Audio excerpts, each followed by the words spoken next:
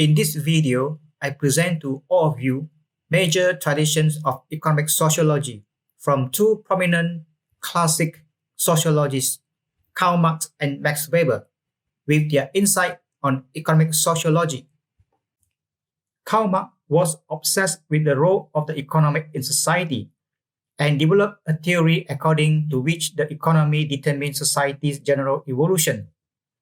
Material interests, according to Marx, drive people in their everyday life, and this also determines the structure and processes in society. In the world today, we see the divide between the rich and the poor are getting bigger than before. And with so much inequality, we also see the rise of huge corporations. How can we explain this phenomena from the perspective of economic sociology? From so much that are happening around us today, the task that confronts economic sociology today is to extract those aspects of Marxism that are useful. Marx's point of departure is labor and production. People have to work in order to live, and this fact is universal. Material interests are correspondingly universal.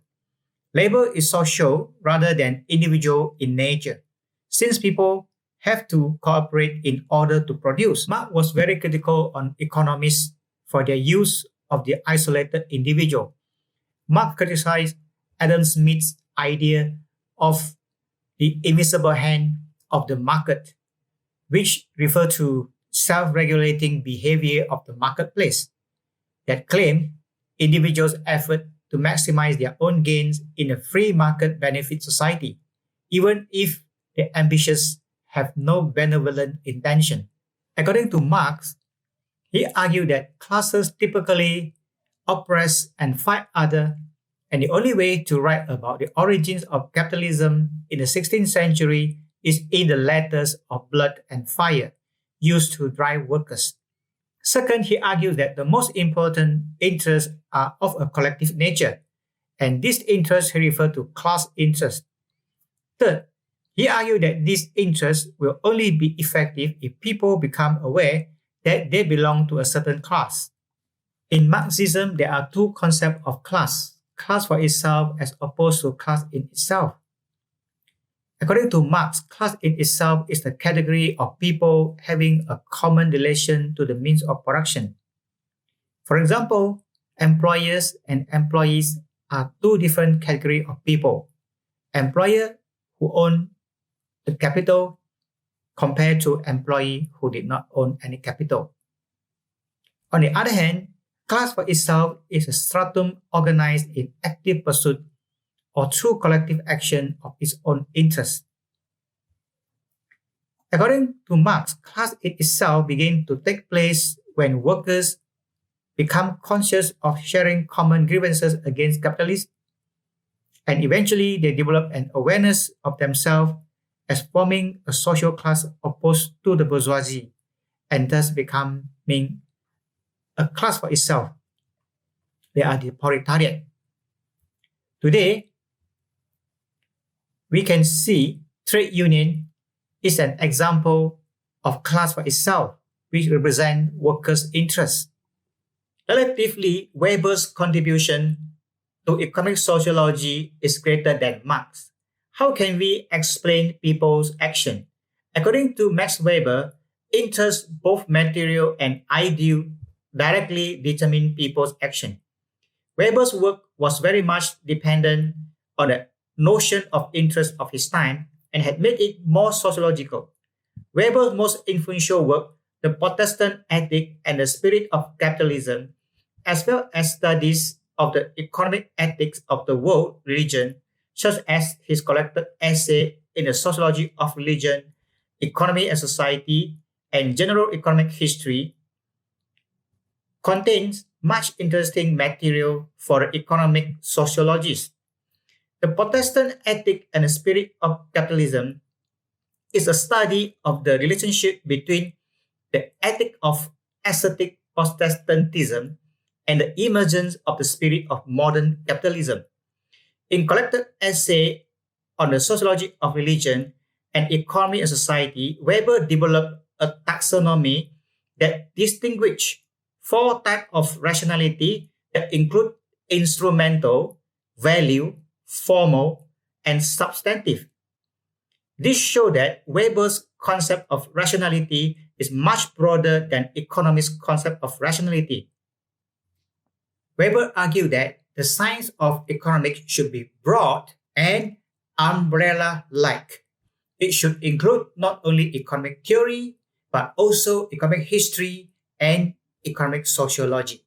Weber proposes that economic analysis should cover not only economic phenomena, but also economically relevant phenomena and economically conditioned phenomena.